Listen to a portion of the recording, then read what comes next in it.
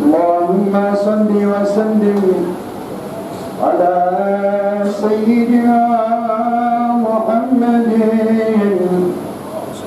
وعلى آل سيدنا محمد. بنفسي أفدي خير من وجه الثرى، نبي الهدى بحر الندى سيد الورى. بنفسي أفدي خير من وطئ الثرى، نبي الهدى بحر الندى سيد الورى. ختام النبيين الكرام جميعهم، حبيب إله العالمين بلا مراء. أمين ومأمون على وحي ربه وتنزيله القرآن عصمة من درى.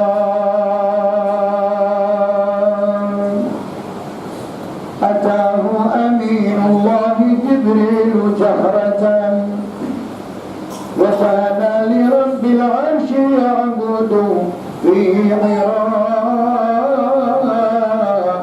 وأسرى به الرب العظيم إلى العلا، فسبحان من أسرى وبورك من سرى.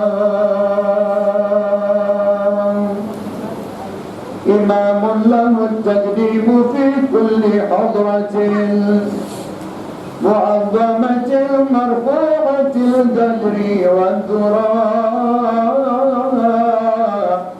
خليل صفي الله مختار قلبه ورؤيته، هذا الحديث كما جرى. حبيبي رسول الله إني نزيلكم، على بابكم أرجو الضيافة والجراء. حبيبي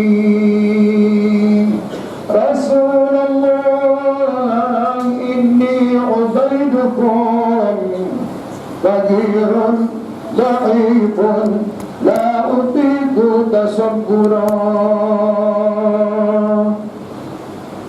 حبيبي رسول الله إني سليلكم، ولي رحم يجري بها كل من درى. حبيبي رسول الله إني قصدتكم لكشف مهم في مرابعنا ضرام. حبيبي رسول الله قادته فرقة مضللة ليست لنور الهدى ترى. حبيبي رسول الله كن شافعا لنا إلى ربك الرحمن أحسن من برا.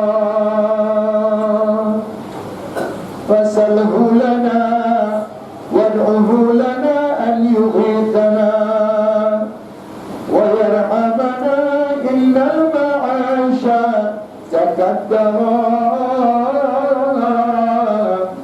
بجدب وقحط قد تمادى وفتنة وجور ولاة ألصق الكل بالعار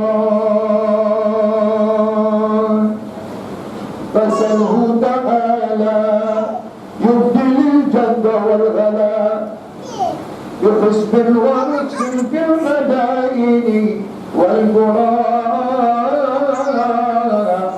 ويصلح ولاة الأمر عند فسادهم ويوجدهم للعدل من سنة الكرام فيا ربي يا رحمن شفع نبينا فيا ربي يا رحمن شفع نبينا رسولك فينا وفي من جارى واجترى ولا تبقنا يا ربنا عرضة لهم وهد فخرامي كل من خان وامترى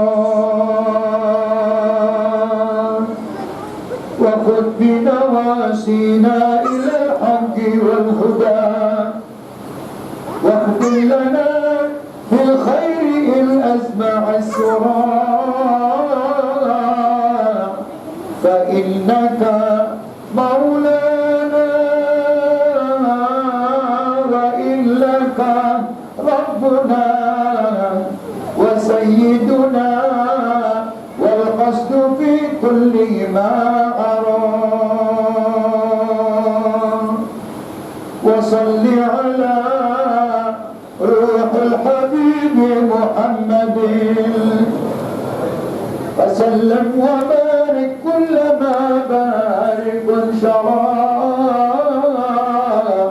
وصلي على روح الحبيب محمد وسلم وبارك كلما بارك شرى مع الآل والأصحاب والتابعين من جرى السيل بواد وما المزن وامطرا وتمت وفاح الحمد لله ختمها خبيرا ومسكا للوجود معبرا يا رسول الله انظر إلينا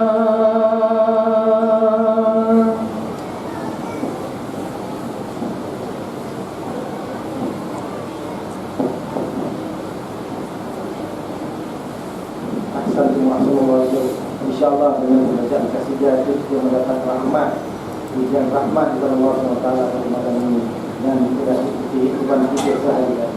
Dan seterusnya tanpa membuang masa, anda mempersilakan yang dihormati lagi dikasihi Habibullah Ali Zainal Abidin Al-Hamid untuk menyampaikan tausiah bertajuk Tarbiyah Pilihan. Tafadhal masykurah.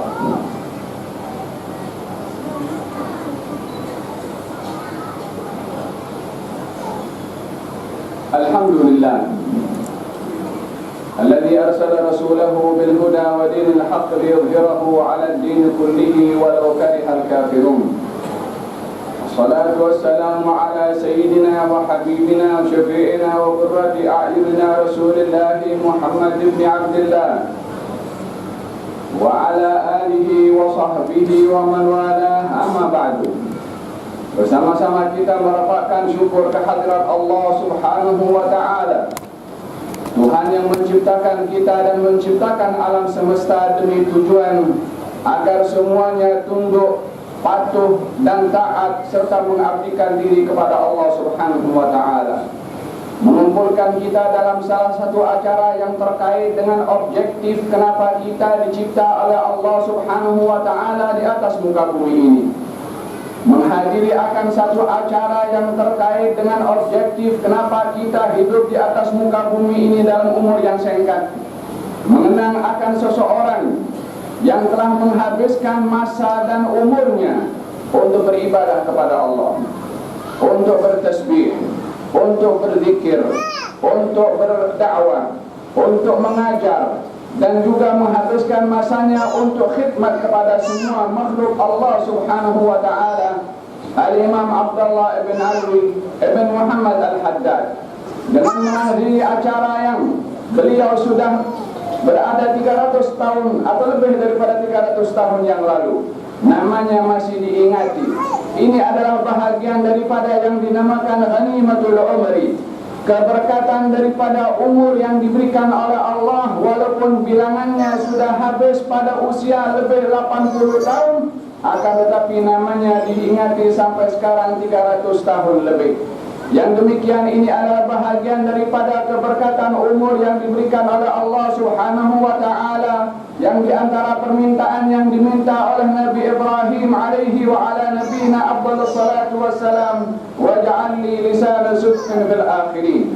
Ya Allah, jadikan untuk aku lisana sidqin, lisan-lisan, bahasa-bahasa, kata-kata yang mengingati aku bagi generasi yang akan datang. Nabi Ibrahim meminta kepada Allah agar supaya namanya diingati, sifat-sifatnya dikenang dan diajarkan, disebabkan oleh kerana di dalam mengingati dan mengajarkan akan orang-orang yang mulia di sisi Allah adalah bahagian daripada tentera yang dihantar oleh Allah kepada hati dan jiwa manusia untuk bangkit semangat, meniru dan berada di belakang saf orang-orang yang disebut dan dimuliakan namanya oleh Allah Subhanahu wa taala. Waj'al li lisana sidqin fil akhirin, jadikan untuk aku lisan-lisan untuk generasi setelah aku yang memuji dan menyebut, mengingati akan kebaikan dan sifat-sifat yang baik yang ada pada diriku, yakni kepada Nabi Ibrahim. Hingga hari ini namanya diingati, hingga hari ini bekas tapak pijakan kaki beliau untuk membangun Ka'bah masih dihampiri dan dihujani oleh ramai daripada umat manusia. Bermula daripada meninggalnya Nabi Ibrahim hingga hari ini dikabulkan oleh Allah Subhanahu wa taala permintaan Nabi Ibrahim untuk diingati. Untuk apa Nabi Ibrahim meminta namanya diingati? Bukan untuk disanjung karena beliau sudah disanjung oleh Allah Subhanahu wa taala, bukan untuk diagungkan sahaja karena beliau sudah agung di sisi Allah. Apa yang boleh manusia berikan kepada orang yang disanjung oleh Allah Subhanahu wa taala tidak akan menambahkan apa-apa, karena orang yang disanjung oleh Allah, manusia yang menyanjungnya akan dapat keberkatan daripada orang yang tersanjung di sisi Allah Subhanahu wa taala. Al-Imam Abdullah ibn Ali Al-Haddad 300 tahun lebih yang lalu namanya dikenang dan bukunya yang dibaca dan dipelajari serta diterjemahkan kepada berbagai macam bahasa, tanda keikhlasan dan keberkatan umur yang diberikan oleh Allah Subhanahu wa taala. Mengenang akan sejarah-sejarah orang-orang yang saleh adalah mempunyai makna tarbiyah yang disimpan oleh Allah Subhanahu wa taala. Bagaimana kita tidak perlu mengingati kepada orang-orang yang saleh sementara Nabi Ibrahim minta diingati? Bagaimana kita tidak mahu mengingati orang-orang yang saleh sementara Allah sendiri mengkisahkan kepada kita, menceritakan kepada kita di dalam Al-Quran cerita orang-orang yang saleh, bermula daripada para nabi, bermula daripada para rasul, Luqman Al-Hakim, cerita Nabi Khidir, cerita Siti Maryam, dan beberapa ramai lagi daripada kisah-kisah dalam Al-Quran yang Allah letakkan di dalam Al-Quranul Karim tentang tujuan kenapa Allah Subhanahu wa taala menceritakan kisah dalam Al-Quran. Laqad kana fi qasasihim ibratun li ulil albab. Sesungguhnya di dalam kisah-kisah mereka, dalam cerita-cerita mereka, ibrah, pelajaran bagi orang yang berakal. Hadirnya kita di tempat ini mengingati Al-Imam Abdullah bin Ali Al-Haddad untuk belajar, untuk mengambil iktibar, untuk bermuhasabah bagaimana beliau telah memanfaatkan umur dan peluang serta masa yang diberikan oleh Allah Subhanahu wa ta'ala yang berkhidmat kepada hamba-hamba Allah Subhanahu wa ta'ala. Hadirin hadirat yang dirahmati oleh Allah Subhanahu wa ta'ala, mereka adalah orang-orang yang umpama imam, umpama panduan dan pembimbing kepada kita yang perlu untuk diikuti. Allah Subhanahu wa ta'ala berfirman dalam Al-Quranul Karim, "Ulai ulaikal ladzina hadahumullah fabihudahum iqtadih. Mereka itu adalah orang-orang yang diberi hidayah oleh Allah Subhanahu wa taala. Maka dengan hidayah mereka yang diberi oleh Allah, hendaklah kamu ikut kepada mereka. Generasi diminta untuk mengikuti generasi sebelumnya yang sudah mendapatkan hidayah daripada Allah Subhanahu wa taala. Al-Imam Abdullah bin Ali Al-Haddad yang telah menceritakan dalam tulisannya yang penuh dengan tarbiyah adalah mewarisi daripada tugasan utama daripada Nabi Muhammad sallallahu alaihi wa ala alihi wasallam di dalam mentarbiyah manusia. Bukankah baginda Rasulullah diutus untuk mendidik, diutus untuk menjadikan seseorang yang terdidik dengan ajaran yang telah diturunkan oleh Allah Subhanahu wa taala di dalam Al-Qur'anul Karim, fahuwal murabbil awal. Baginda Rasulullah adalah murabbi yang utama. Oleh karena yang demikian, Allah Subhanahu wa taala mendidik kepada Rasulullah, Rasulullah mendidik kepada generasi setelahnya daripada para sahabat dan juga kepada para tabi'in hingga ke hari kita hari ini dan seterusnya. Manhaj tarbiyah yang dibawa oleh Nabi Muhammad sallallahu alaihi wa ala alihi wasallam akan diteruskan oleh para pewaris baginda Rasulullah sallallahu alaihi wa ala alihi wasallam. Maka dengan demikian kita melihat bagaimana Imam Abdullah bin Ali Al-Haddad melalui tulisannya yang penuh dengan tarbiyah dan penuh dengan syafaqah, rasa belas kasihan kepada umat manusia seperti mana baginda Rasulullah sallallahu alaihi wa ala alihi wasallam. Allah Subhanahu wa taala mendidik Rasulullah dengan kisah karena tugasan daripada didikan itu amat berat sehingga baginda Rasulullah sallallahu alaihi wa ala alihi wasallam menunjukkan bagaimana mendidik kepada umat manusia. Allah Subhanahu wa taala berfirman di dalam Al-Qur'anul Karim tentang tugasan dan pentingnya tentang tarbiyah. Laqad manallahu 'alal mu'minina idh ba'atha fihim rasulan min anfusihim yatlu 'alaihim ayatihi wa yuzakkihim wa yu'allimuhumul kitaba wal hikmah wa in kanu min qablu lafi dhalalin mubin. Allah Subhanahu wa taala menganugerahkan kepada kamu wahai orang-orang sekalian manusia seorang rasul bahagian daripada kamu. Tugasnya adalah membaca ayat-ayat Allah, mensucikan hati dan jiwa. Yang ketiga adalah untuk mengajarkan akan Alkitab dan juga hikmah. Majalut tarbiyah, area daripada tarbiyah merangkumi kepada akal, merangkumi kepada hati dan merangkumi kepada anggota tubuh badan. Demikian syariat yang datang dengannya junjungan Nabi Muhammad sallallahu alaihi wa ala alihi wasallam mentarbiyah akal untuk paham maksud Allah Subhanahu wa taala dan patuh kepada maksud Allah Subhanahu wa taala dan melakukan apa yang dimaksudkan oleh Allah melalui nas-nas yang diturunkan oleh Allah melalui ayat Al-Qur'an dan juga hadis Nabi Muhammad sallallahu alaihi wasallam. Itu tugas akal untuk memahami maksud dan bukan untuk menjadikan maksud akal itulah maksud daripada an-nas. Yang kedua, Al-Quran mendidik kepada hati dan jiwa dengan at-tahalli dan takhalli, menghiasi hati dan jiwa dengan sifat-sifat yang baik, mengosongkan hati dan jiwa daripada sifat-sifat yang buruk. Itu bahagian daripada tugasan yang diajarkan oleh Nabi di dalam mentarbiyah hati dan jiwa. Adapun tarbiyah yang ketiga merangkumi kepada tarbiyah tubuh badan, yaitu tidak mempergunakan tubuh badan kecuali dengan apa yang diridhai oleh Allah Subhanahu wa taala. Tiga perkara ini adalah merupakan unsur insani, yaitu akal untuk diisi maklumat, paham maksud Allah, hati untuk dihiasi dengan sifat yang baik, dibersihkan daripada sifat yang tidak baik, tubuh badan dipergunakan akan perbuatan yang menyebabkan ridha dari Allah Subhanahu wa taala. Itu tujuan utama daripada diutusnya Nabi Muhammad sallallahu alaihi wa ala alihi wasallam, yatlu alaihim ayatihi, membacakan kepada mereka ayat-ayat Allah, wa yuzakkihim, membersihkan hati terkait dengan hati dan jiwa, wa yu'allimuhumul kitaba wal hikmah, dan mengajarkan kepada mereka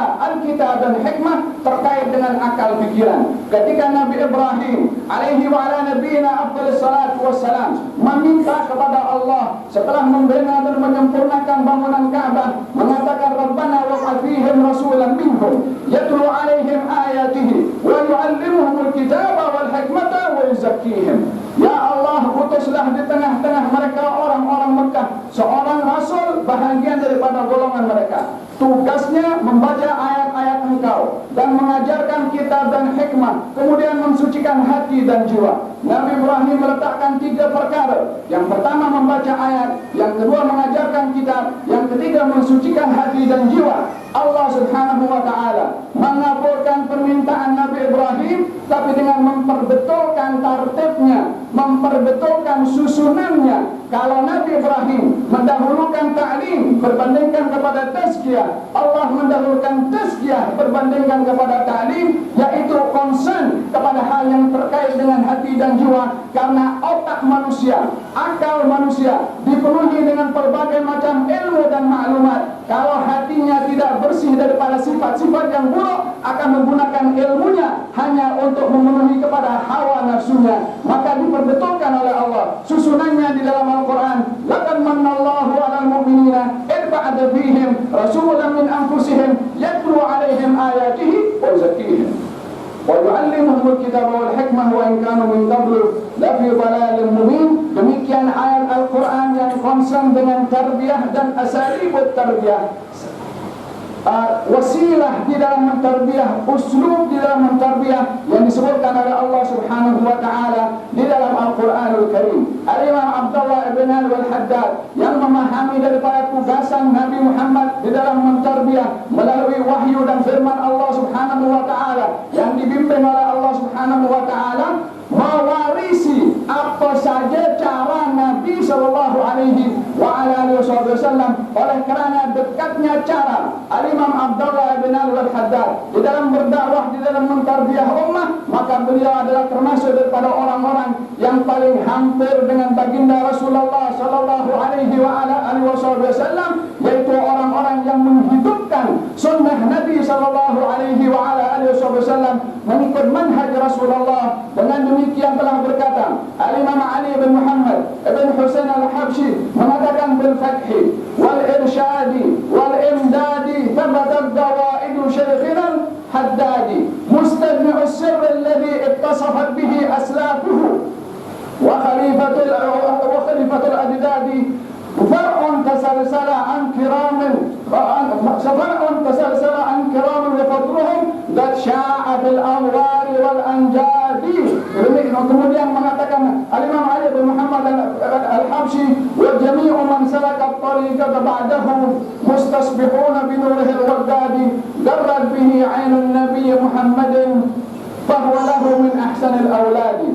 Dengan dibuka rahasia ilmu, dengan petunjuk, dan juga dengan pemberian yang datang daripada Allah, itulah qawaid dasar berdakwah dan ilmu Al-Imam Abdullah bin al-Haddad yang telah terhimpun kepadanya rahasia daripada pendahulunya, yakni para masyayikh dan juga para keturunan Al-Imam Abdullah bin al-Haddad yang diwarisi manhaj mereka, semangat mereka di dalam berdakwah oleh Al-Imam Abdullah bin al-Haddad. Fahuwa muballighu anhum asrarahum wa ulumuhum lil ahli wal awladi. Beliaulah menjadi wakil kepada pendahulunya di dalam menyampaikan rahasia-rahasia ilmu daripada para ulama dan masyayikh yang diambil oleh beliau dan disampaikan kepada mereka, ahli keluarganya dan juga anak-anaknya serta pengikutnya. Fajami'u man salaka at-tariqa ba'dahu, semua orang yang mengambil jalan setelah Al-Imam Abdullah bin al-Haddad mustasbihuna bi nurihi al-waddadi, mengambil serpihan bahagian daripada cahaya yang dibawa oleh Imam Abdullah bin al-Haddad, dan dikatakan oleh Imam Ali bin Muhammad al-Habsyi darrat bihi 'ainun Nabi Muhammadin, gembira hati Nabi Muhammad sallallahu alaihi wasallam terhadap Imam Abdullah bin al-Haddad, bahwa lahu min ahsanil awladi. Beliaulah termasuk orang yang terbaik di sisi Rasulullah daripada anak-anak dan keturunan Nabi Muhammad sallallahu alaihi wa ala alihi wasallam. Walaupun jarak antara baginda Rasulullah dengan Imam Abdullah bin al-Haddad adalah 1100 tahun lebih, akan tetapi bahagian daripada yang diminta oleh Nabi sallallahu alaihi wa ala alihi wasallam untuk ahli keluarganya pada doa yang disampaikan oleh beliau akan pernikahan putrinya Siti Fatimah dengan Sayyidina Ali. Barakallahu lakuma, semoga Allah memberkati kamu berdua, memberikan anugerah dan keberkatan ke atas kamu berdua.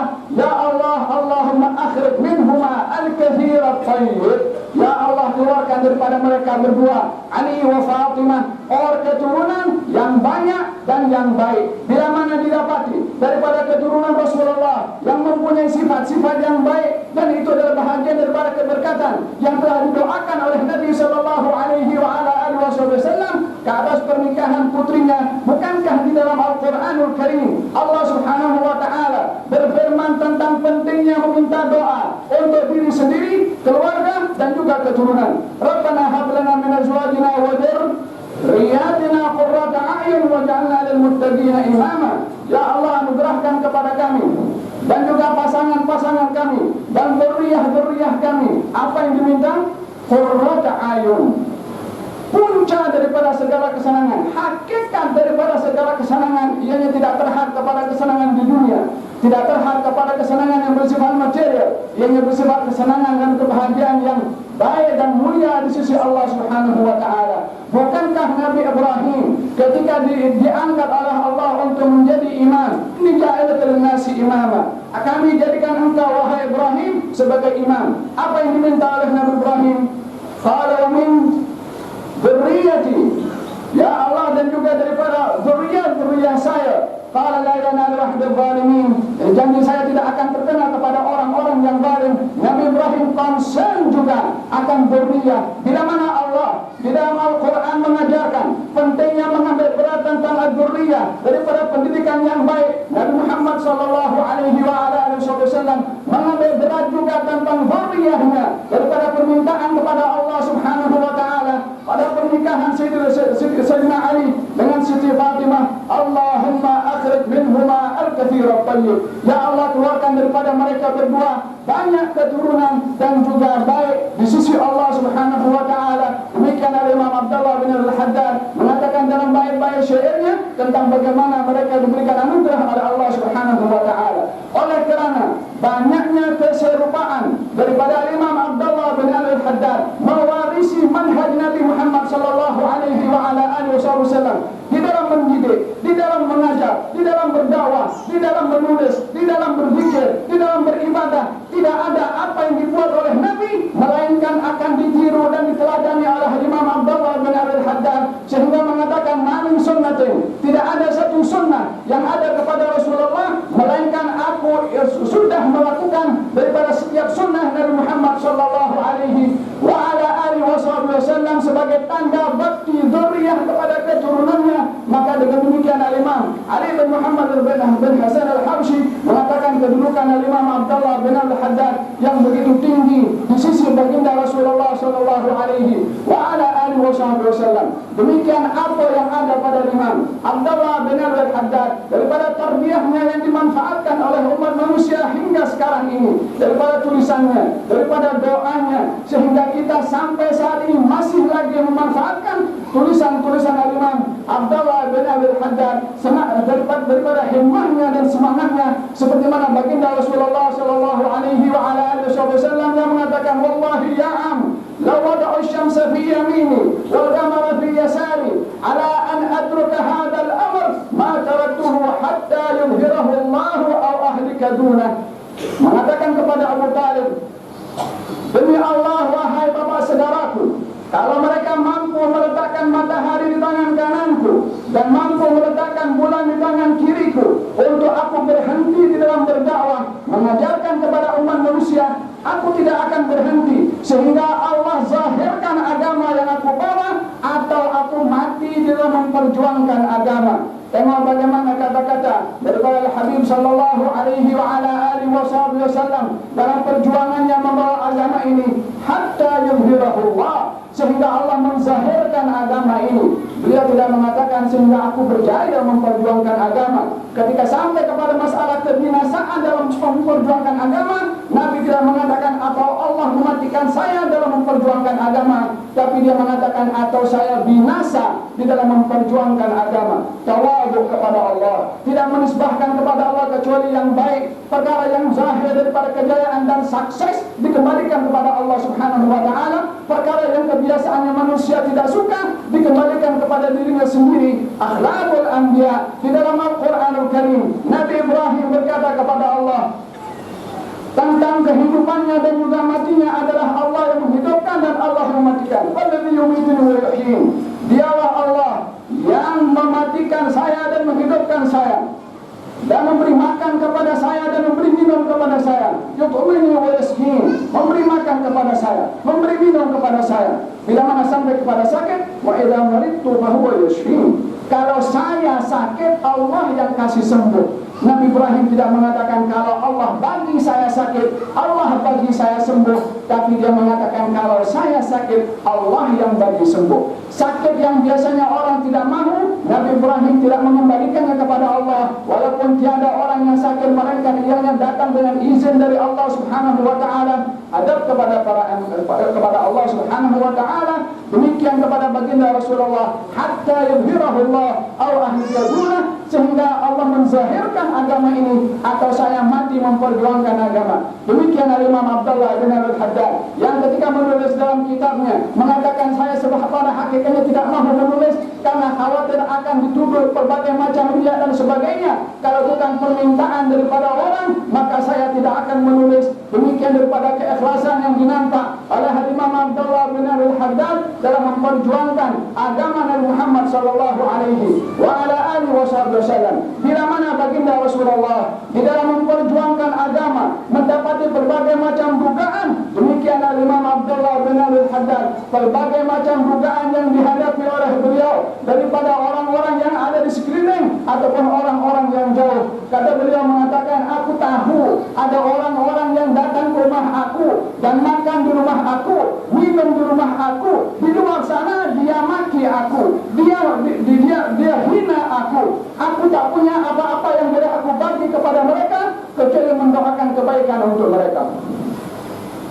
Akhlaknya kepada orang yang memakinya, sikapnya kepada orang yang benci kepadanya, makan di rumah beliau, minum di rumah beliau, hadir di rumah beliau, di luar dimaki beliau. Beliau tahu, dilayan dengan senyum, dilayan dengan hormat, bahkan didoakan lagi oleh beliau. Daripada mana akhlak ini kalau bukan daripada Nabi Muhammad sallallahu alaihi wa ala alihi wasallam yang ketika didatangi oleh malaikat untuk agar supaya diangkat gunung ini dan dihancurkan kepada orang-orang Taif, baginda Rasulullah bersabda, Allahumma hdi qaumi fa innahum la ya'lamun. Ya Allah, berikan hidayah kepada kaum aku, sesungguhnya mereka tidak tahu. Ketika didatangi oleh para sahabat mengatakan kepada Rasulullah, ya Allah, wahai Rasulullah, doakan agar supaya Allah menghancurkan orang-orang Taif atau orang-orang Bani Thaqif. Kata baginda Rasulullah, Allahumma hdi Thaqifan wa'tini bihim muslimin.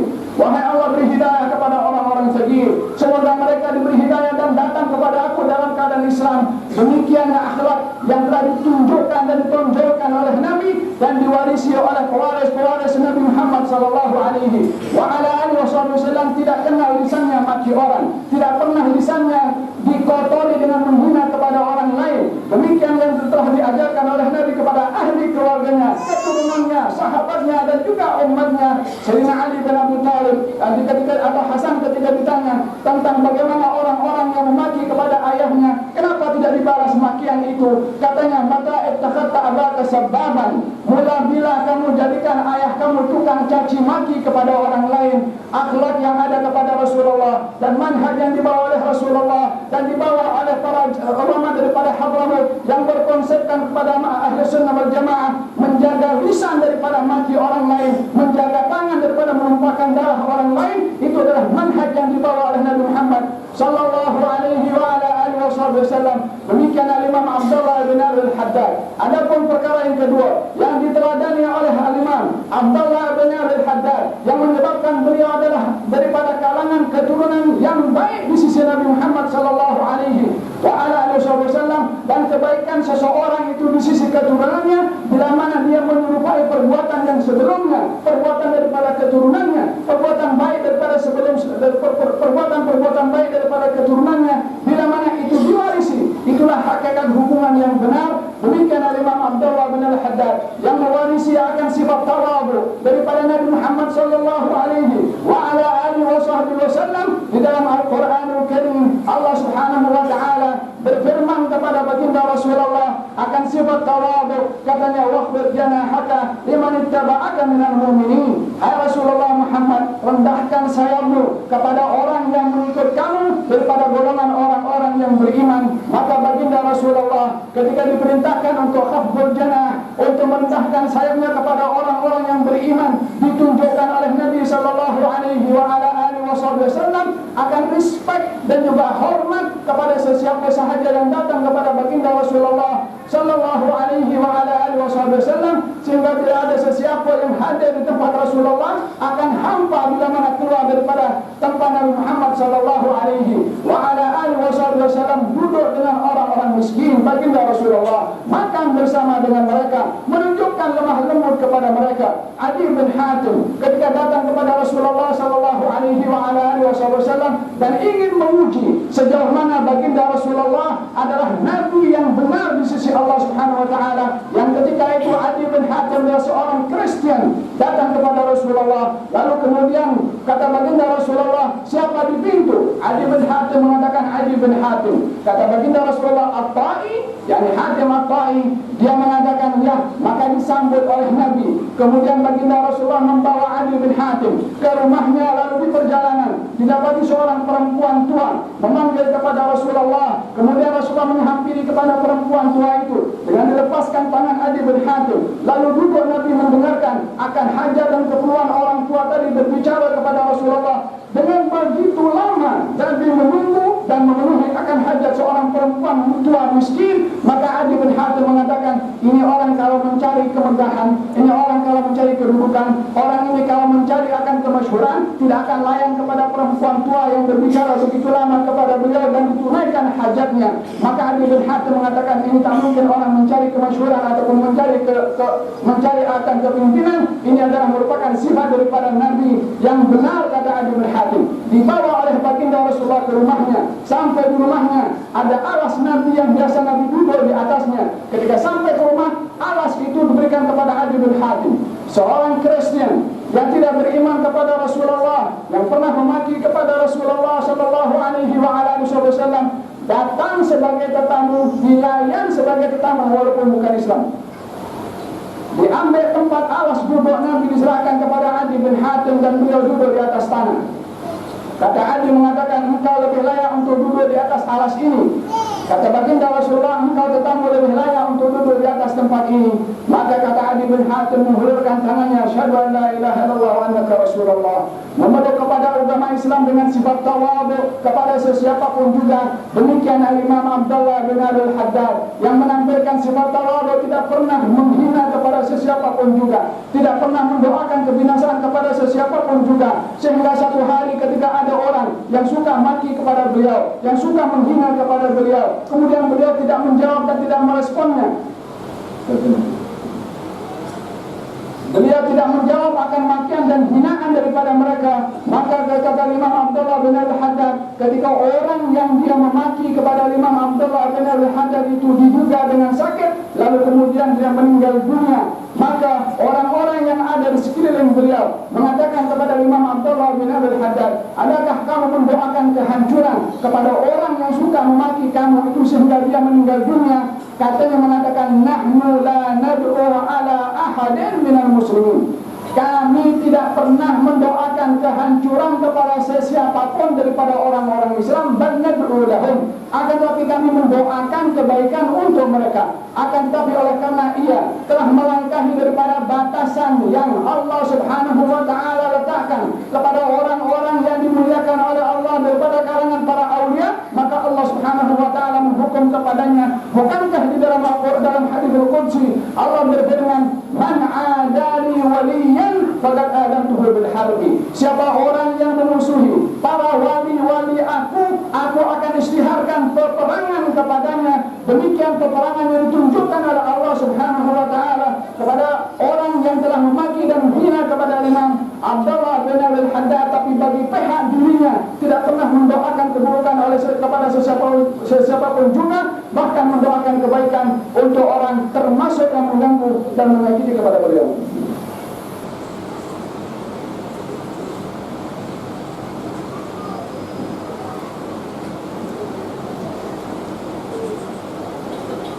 Hadirin hadirat yang dirahmati oleh Allah Subhanahu wa taala, marilah kita bersama-sama mengambil iktibar daripada manhaj tarbiyah yang dibawa oleh Nabi Muhammad sallallahu alaihi wa ala alihi wasallam dan juga diteruskan oleh para pengikutnya dan juga para pewarisnya mengikut konsep yang telah diajarkan dan ditetapkan oleh baginda Rasulullah sallallahu alaihi wa ala alihi wasallam, yang pada hakikatnya dasar manhaj yang dibawa oleh Nabi sallallahu alaihi wa ala alihi wasallam di dalam mentarbiyah adalah wahyu daripada Allah Subhanahu wa taala. Di dalam Al-Qur'anul Karim, Allah meletakkan satu surat yang surat itu dinamakan dengan nama seseorang yang telah nampak daripada perbuatannya yang hebat di dalam mentarbiyah, yaitu surat Luqman. Di dalam Al-Quran Allah mengkisahkan kisah Luqman dan dinamakan surat itu dengan surat Luqman disebabkan oleh kerana kurikulum tarbiyah yang ditetapkan oleh Luqman al-Hakim terhadap ahli keluarganya dan kepada anak-anaknya.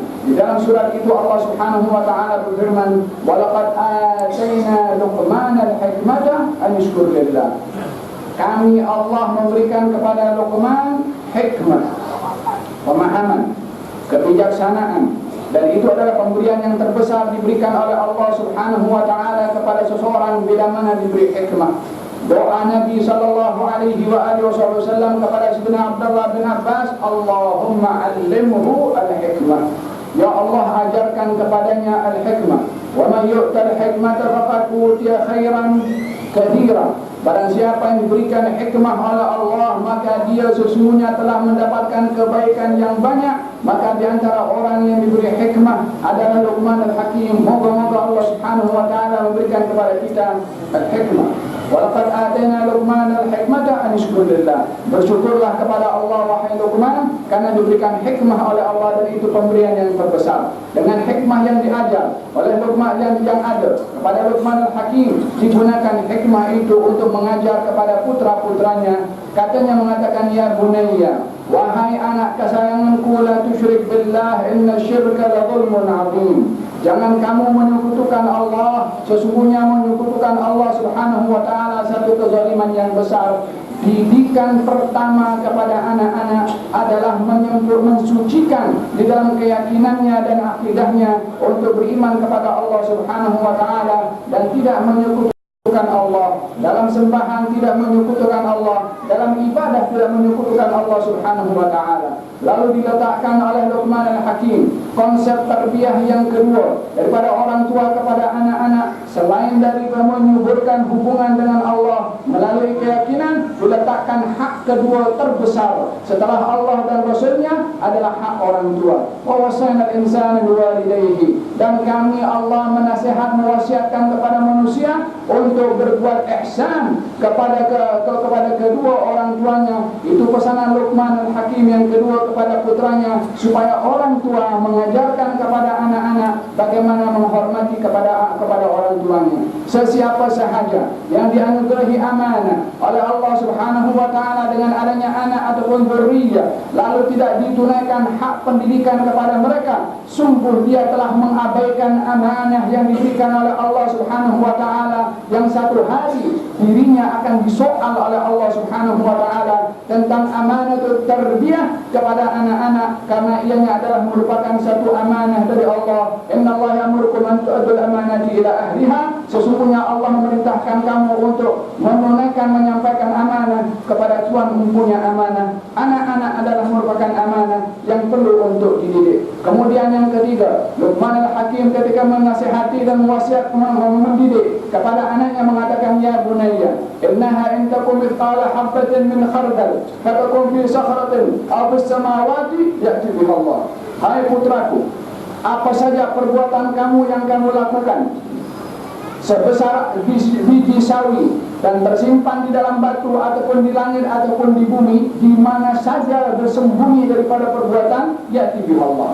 Allah akan mendatangkan perbuatan itu.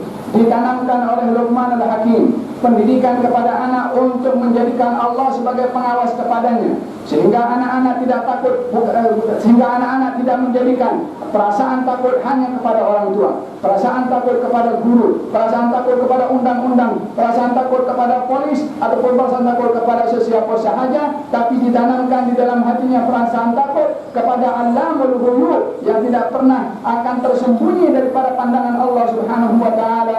Itu yang diajarkan Luqman al-Hakim kepada putranya, untuk menjadikan Allah adalah sebagai zat yang sentiasa mengawasi kepada segala perbuatannya, yang dengan demikian anak-anak akan memperhatikan dan menjaga setiap perbuatannya. Dasar ini, kurikulum ini, cara tarbiyah ini dilakukan oleh Luqman Al-Hakim sebelum anak-anak diperintahkan salat oleh Luqman Al-Hakim.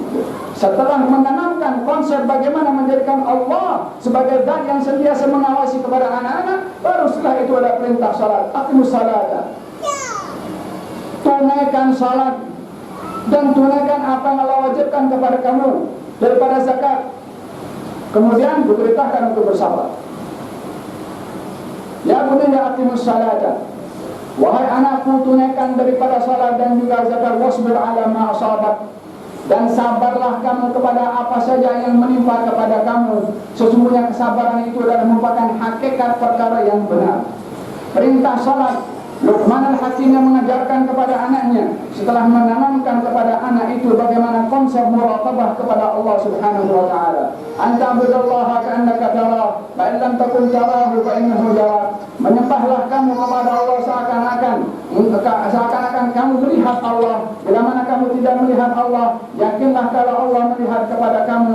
Itu konsep yang diajarkan oleh Luqman Al-Hakim kepada anaknya sebelum perintah untuk mengajarkan as-salat. Setelah mengajarkan tentang bagaimana konsep akidah kepada Allah Subhanahu wa taala, hormat kepada orang tua sebagai hak terbesar setelah Allah dan juga Rasulnya. Orang tua mesti mengajarkan kepada anak-anaknya. Yang ketiga adalah menanamkan kepada anak-anak bahwasanya perbuatan apa saja yang mereka lakukan dipantau oleh Allah, walaupun orang tuanya tidak tahu, walaupun guru tidak tahu, walaupun polis tidak tahu, walaupun sesiapa tidak mengetahui, tapi dia dipandang oleh Allah. Anak yang dididik dengan cara yang demikian akan menjadikan dirinya sentiasa diawasi oleh Allah Subhanahu wa taala. Demikian didikan Luqman Al-Hakim yang ditunjukkan oleh Allah di dalam Al-Qur'anul Karim. Baru perintah syariah, yaitu untuk menunaikan salat dan juga kefarduan-kefarduan yang lain. Lalu diajarkan tentang konsep sabar, karena manusia hidup di dunia ini tak akan luput daripada dugaan dari Allah Subhanahu wa taala. Ahasiban nasu ay yutraku wa yaqulu amanna wa hum la yuftanun. Wa laqad fatanna alladhina min qablihim fala ya'lamanna Allahu alladhina sadaqu wa la ya'lamanna al-kadhibin. Adakah manusia menyangka hidup di atas muka bumi ini tidak diduga oleh Allah Subhanahu wa taala, dibiarkan untuk mengatakan kami beriman tanpa diduga? Kami menduga umat sebelum kamu agar supaya kami menguji sejauh mana kamu benar dalam iman kamu dan sejauh mana kamu berdusta dalam iman kamu. Setelah ditunjukkan oleh Luqman Al-Hakim pendidikan kepada anak-anak yang terkait dengan Allah, dengan orang tua, terhadap diri sendiri dan juga syariah, baru diajarkan bagaimana bermuamalah dengan orang lain. Katanya la tusair haddaka linnas. Kamu jangan nampakkan muka kamu macam mengkerut ataupun macam marah ataupun sombong dengan orang lain. Wala tusair haddaka linnas wala tamshi fil ardi maraha. Dan jangan kamu berjalan di atas muka bumi ini dalam keadaan sombong. Sesungguhnya demikian adalah Allah tidak suka kepada orang-orang yang berbuat sombong. Diajarkan bagaimana berinteraksi dengan manusia untuk tidak berbuat kepada orang lain kecuali yang mendatangkan manfaat. Khairun nas anfa'uhum linnas. Orang yang paling baik adalah orang yang paling banyak mendatangkan manfaat kepada orang lain. Kata baginda Rasulullah sallallahu alaihi wa ala alihi wasallam, kullun nasi iyallah.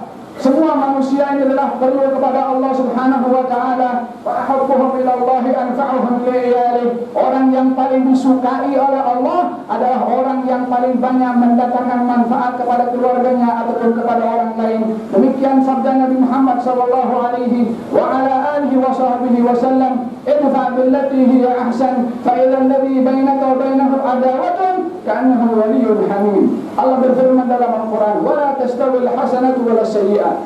Tidak sama perbuatan yang baik dan perbuatan yang tidak baik. Idfa billati hiya ahsan.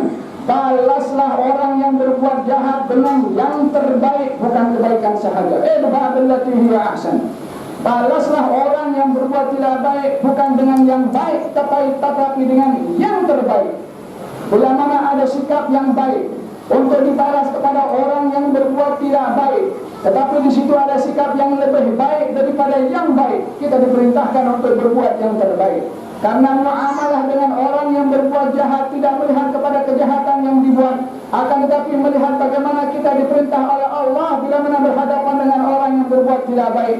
Orang tidak berbuat baik kepada kita tidak berbuat dengan dirinya sendiri, melainkan adanya masyiah dari Allah untuk menguji sejauh mana kita diduga oleh Allah Subhanahu wa taala. Demikian salah seorang bernama Ibrahim ibn Adham yang bertugas untuk menjaga kebun seseorang. Yang ketika dia bertugas, datang seorang Samseng yang meminta kepada Ibrahim ibn Adham, yang Samseng itu tak kenal kepada Ibrahim ibn Adham.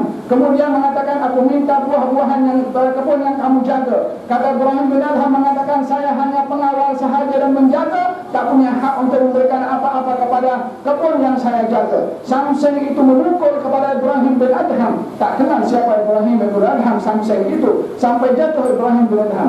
Dia bangkit balik dan jaga di hadapan pintu tanpa membalasnya.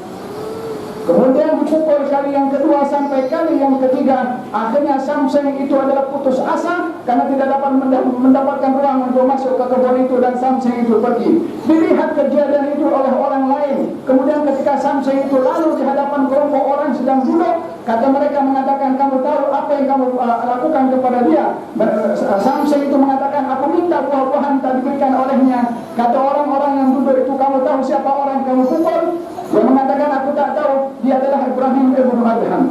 Samseng itu kenal nama tapi tak kenal rupa. Maka Samseng itu menyesal, datang kepada Ibrahim ibn Adham dan mengatakan, saya tak tahu kalau engkau Ibrahim ibn Adham sehingga saya berani memukul kepada engkau. Yani kalau bukan Ibrahim ibn Adham dia pukul, kalau Ibrahim ibn Adham dia tak pukul. Maka Samseng itu mengatakan, mohon maaf kepada Ibrahim ibn Adham.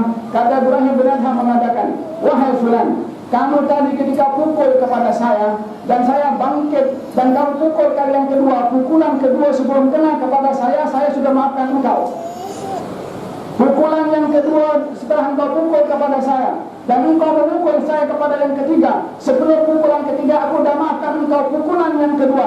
Bagaimana saya tidak bersyukur kepada Allah dan memaafkan kepada engkau? Karena pukulan engkau saya diampunkan oleh Allah, saya diangkat derajat oleh Allah Subhanahu wa taala. Bersyukur kepada orang yang memukul kepada Ibrahim bin Adham. Ini muamalah dengan Allah Subhanahu wa taala. Infa billati hiya ahsan. Balaslah kepada orang dengan yang terbaik, bukan dengan yang baik sahaja. Fa idzal ladzi bainaka wa bainahu adawatun. Kalau ada permasalahan antara kamu dengan yang lain, karena waliyyun hamim, umpama dia adalah orang yang rapat. Bagaimana agama yang berlaku pada zaman sekarang? Baik antara orang-orang berilmu, antara NGO, antara kelompok-kelompok tertentu, masing-masing akan memaki kepada yang lain, menjatuhkan kepada yang lain, bukan melakukan yang baik, apatah lagi yang terbaik kepada orang yang melakukan kejahatan satu dengan yang lain, bahkan mencari tindakan yang terburuk untuk meruntuhkan hubungan umat Islam sampai kepada maki-makian yang disifatkan oleh Nabi sallallahu alaihi wasallam, "Da'uha fa innaha muntina." Tinggalkan kata-kata makian dan penghinaan kepada orang lain, karena kalimat itu adalah berbau busuk. Ketika kalimat diucapkan oleh Abu Dhar kepada Bilal ibn Rabah, ketika berlaku perselisihan satu dengan yang lain, Abu Dhar mengatakan kepada Bilal, ya penes sauda, wahai anak orang hitam. Nabi mendengar dan mengatakan, innaha da'wan jahiliyah. Kalimat itu adalah kalimat jahiliyah. Da'uha fa innaha muntinah. Tinggalkan perkara sedemikian, sesungguhnya ia adalah merupakan bau busuk, akan berlaku pada umat Islam di zaman sekarang. Bukan hanya makian, bukan hanya hinaan, sampai kepada pertumpahan darah yang diingatkan terakhir oleh Nabi sallallahu alaihi wasallam dalam hajjatul wada dengan mengatakan, ala wa inna dima'akum wa amwalakum wa a'radakum haramun alaikum kaharami yawmikum hada fi baladikum hada fi syahrikum hada. Sesungguhnya harta-harta kamu, nyawa-nyawa kamu, kehormatan-kehormatan kamu haram untuk dilanggar ataupun ditumbahkan, sebagaimana haramnya hari ini, haramnya negeri ini, dan haramnya bulan ini, yaitu bulan Dzulhijjah. Pada Hajjatul Wada disampaikan oleh Nabi Muhammad membaca apa yang akan terjadi kepada umat Nabi Muhammad sallallahu alaihi wasallam daripada pertumpahan darah. Ala la tarji'u ba'di kuffara yadribu ba'dukum riqaba ba'din. Jangan kamu kembali setelah aku umpama orang-orang kafir yang saling membunuh satu dengan yang lain. Demikian yang berlaku kepada umat ini disebabkan fattut tarbiyah, ghiyabut tarbiyah, hilangnya konsep tarbiyah yang dibawa oleh Nabi Muhammad sallallahu alaihi wasallam. Di mana letak daripada kata-kata Nabi, Allahumma hdina wa man la ya'lamun? Ketika datang malaikat ya Allah mengatakan kepada Rasulullah, aku hancurkan mereka dengan jatuhnya gunung sehingga mereka mati. Kata Nabi, jangan, ya Allah beri hidayah kepada mereka, sesungguhnya mereka tidak tahu. Umat Islam zaman sekarang orang ini dengan berbagai macam alat dan juga senjata yang boleh mematikan sekian ramai orang Islam beriman kepada Allah, la ilaha illallah, dihancurkan oleh orang Islam. Rasulullah meminta kepada malaikat untuk tidak menghancurkan orang bukan Islam. Umat Nabi sallallahu alaihi wasallam menghancurkan sesama, membunuh kepada sesama. Mana manhaj Nabi Muhammad kepada umat Nabi Muhammad sallallahu alaihi wasallam. Mudah-mudahan Allah menghidupkan hati umat Islam daripada jauhnya mereka terbiah dari Muhammad sallallahu alaihi wasallam dengan berkat al-hawl Imam Abdullah bin Abdul Haddad yang datang dengan membawa konsep terbiah melalui tulisannya, melalui doanya, melalui kitabnya, melalui dakwahnya. Mudah-mudahan apa yang ditulis dan diajarkan oleh beliau dapat diresapi dan dihayati oleh umat Islam, khususnya di negeri ini dan juga di mana saja. Mudah-mudahan Allah Subhanahu wa taala menyatukan umat Islam, mengangkat daripada kaum muslimin apa yang berlaku daripada peperangan dan juga daripada permusuhan, dan mudah-mudahan Allah mengangkat fitnah daripada umat Islam insya-Allah. Mudah-mudahan Allah Subhanahu wa taala ampunkan dosa kita. Mudah-mudahan Allah Subhanahu wa taala angkat derajat kita, dan mudah-mudahan Allah Subhanahu wa taala mengangkat derajat Imam Abdullah bin Abdul Haddad di sisi Allah Subhanahu wa taala dengan derajat yang tinggi, dan menganugerahkan kepada kita manfaat daripada tulisan-tulisan beliau insya-Allah. Dan mudah-mudahan Allah Subhanahu wa taala memberikan kepada kita ghanimatul umri, keberkatan daripada umur, dan mudah-mudahan Allah Subhanahu wa taala memberikan kepada kita husnul khatimah ala qauli la ilaha illallah Muhammadur Rasulullah. Mudah-mudahan Allah Subhanahu wa taala memberikan bantuan dan kemudahan kepada mereka para penganjur, diterima oleh Allah amal ibadah mereka, dikabulkan oleh Allah Subhanahu wa taala, dan hajatnya tertunaikan oleh Allah Subhanahu wa taala.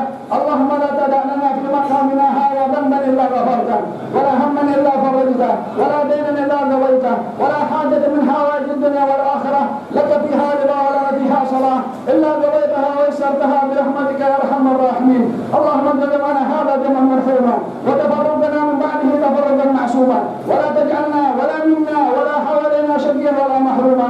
Irfa' ma nazala 'ala al-muslimin min al-amrad wal asqam wal balaya wal masa'ib wal shurur wal kurub wal fitan ma dhahara minha ma batan bi rahmatika ya arhamar rahimin. Allahumma aminna fi awtanina, Allahumma aminna fi awtanina, Allahumma aminna fi awtanina, واحفظ هذا البلد واهل هذا البلد من الشقاق والفراق يا ارحم الراحمين. اللهم ابقي الامن والامان في هذا البلاد وفي بلاد المسلمين. Ya Allah, kekalkan keamanan dan ketentraman di negeri ini dan negeri umat Islam insya-Allah. Berikan kami golongan orang-orang bersyukur akan nikmat aman dan nikmat tentram, agar supaya ditambahkan oleh-Mu ya Allah ketentraman dan keamanan ke negeri ini dan negeri umat Islam di seluruh atas muka bumi ini.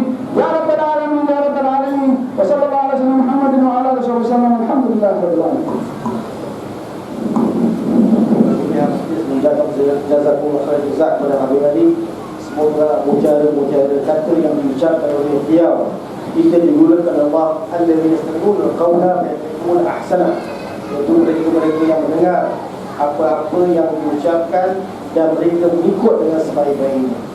Dan kita berdoa kepada Allah SWT semoga Habib Ali kita dan kita semua, dan dia khususnya diberi tambah taufik, tambah ilmu, tambah kesihatan untuk menyebarluaskan ilmu dan manfaat kepada kaum muslimin muslimat khususnya dan di dunia akhirat. Sebagai penutup, ada pengumuman insya-Allah besok malam majlis Munjahud akan diadakan di Masjid Shah Alam bermula di 5:30 petang, dan seterusnya pada hari Ahad di Masjid Al-Falah. Dan begitu juga insya-Allah pada malam ini pada jam 9:30 Majlis Ta'lim Darul Murtada dan dipimpin oleh Habib Ali Al-Hamid diadakan di Masjid Seri Wangsa. Masjid Bicara di Taman Seri Wangsa. Jadi seluruh muslimin muslimat dipersilakan hadir. Dan untuk solat Isyak kita untuk belakang sikit untuk solat Isyak.